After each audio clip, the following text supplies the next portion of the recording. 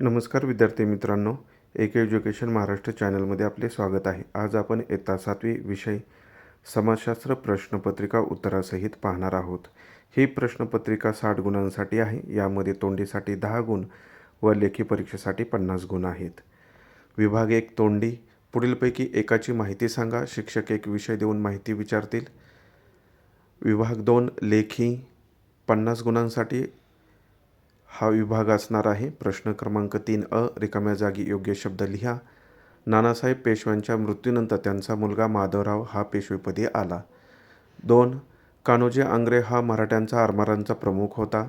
3 शिवचरित्राची महती सांगणारे पुस्तक कृष्णाजी अर्जुन केळुस्कर यांनी लिहिलेले आहे. शिवकाळात हिरोजी इंदुलकर हा प्रसिद्ध स्थापत्य विशारद होता. प्रश्न एका वाक्यात उत्तरे लिहा. 4 गुण.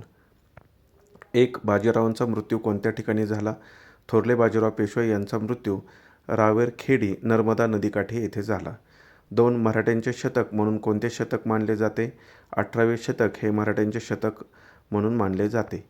3 शिवाजी महाराजांची कोणती प्रेरणा भावी पिढ्यांना आदर्श राहील?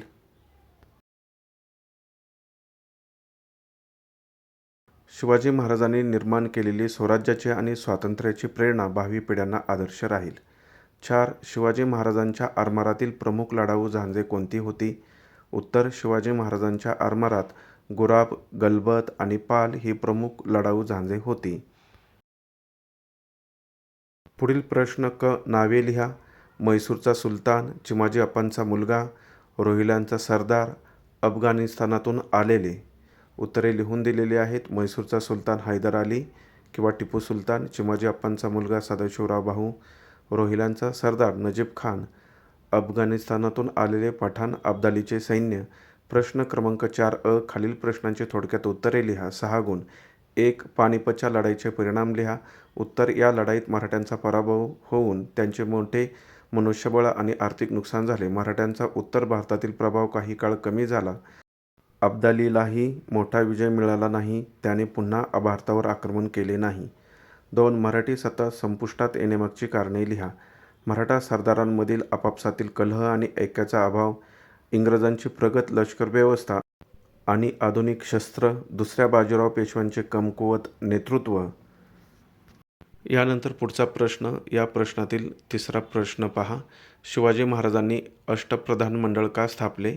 उत्तर स्वराज्याचा कारभार सुरळीतपणे चालण्यासाठी, विशिष्ट विभागाची जबाबदारी योग्य व्यक्तींकडे सोपवून कामात कार्यक्षमता आणण्यासाठी, जनतेचे हित जपण्यासाठी आणि राज्याचा विस्तार करण्यासाठी.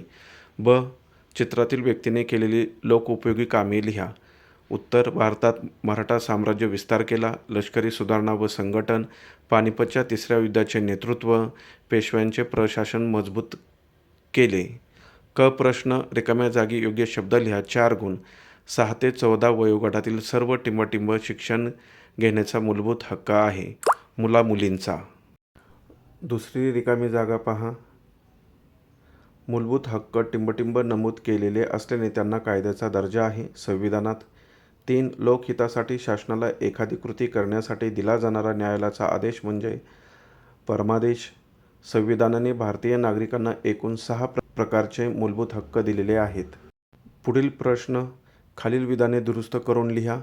1 बेकायदेशीर अटक व स्थानबद्धता यांपासून संरक्षण म्हणजे उत्प्रेक्षण होय. उत्तर पहा. बेकायदेशीर अटक व स्थानबद्धता यांपासून संरक्षण म्हणजे बंदी प्रतीक्षीकरण होय. पद्मभूषण ही आपल्या देशातील सर्वोच्च नागरी पदवी किंवा सन्मान आहे. उत्तर भारतरत्न ही आपल्या देशातील सर्वोच्च नागरी पदवी किंवा सन्मान आहे. प्रश्न क्रमांक 5 खालील चित्रात दिलेले नागरिकांची मूलभूत कर्तव्ये लिहा. 4 गुणांसाठी हा प्रश्न आहे. उत्तर लिहून दिलेलं आहे. व्यवस्थित वाचन करा. पहिल्या चित्राचा अर्थ आहे संविधानाचे पालन करणे आणि संविधानातील आदर्श संस्था, राष्ट्रध्वज, राष्ट्रगीत यांचा आदर करणे. दुसरं चित्र आहे पर्यावरणाचं संरक्षण करणे आणि तिसरं चित्र आहे सार्वजनिक मालमत्तेचे संरक्षण करणे. चौथं चित्र आहे वैधानिक दृष्टिकोन ठेवणे. विद्यार्थ्यांनी व्हिडिओ स्टॉप करून व्यवस्थित 4ही नागरिकांची मूलभूत कर्तव्ये वाचन करा, जेणेकरून परीक्षेत तुम्हाला त्याचं व्यवस्थित उत्तर लिहिता येईल. यानंतर आपण पुढील प्रश्न पाहणार आहोत. जोड्या जुळवा. 2 गुणांसाठी अ गट बदाऊन आणि दुसरी बुशमेन. याचं उत्तर पहा. पहिल्याचं सहारा आणि दुसऱ्याचं कलहारी. क प्रश्न, एका वाक्यात उत्तरे लिहा. 5 गुणांसाठी हा प्रश्न आहे. 1. रेगूर किंवा काळी मृदा कोणत्या नावाने देखील प्रसिद्ध आहे?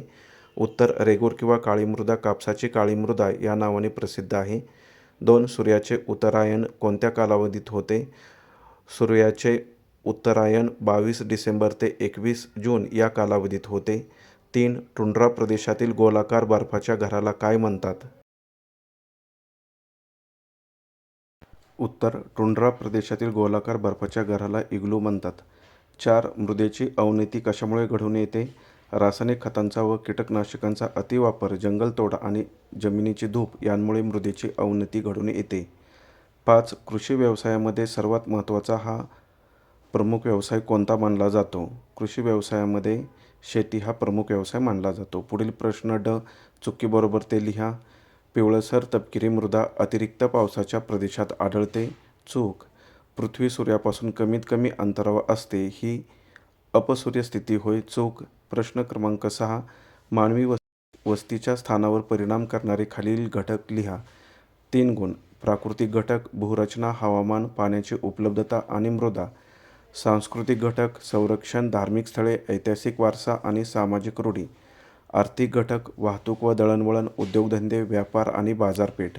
ब प्रश्न, आकृती पूर्ण करा. 2 गुण. केंद्रित वस्त्यांची वैशिष्ट्ये लिहा. 1. वस्त्यांमधील घरे एकमेकांच्या जवळ असतात. 2. या वस्त्यांमध्ये सामाजिक सेवा उपलब्ध असतात. 3. या वस्त्यांमध्ये रस्ते अरुंद असतात. 4. विशिष्ट सोयींमुळे या वस्त्यांचा आकार वाढत जातो. क प्रश्न, खालील प्रश्नांची थोडक्यात उत्तरे लिहा. 4 गुण. 1.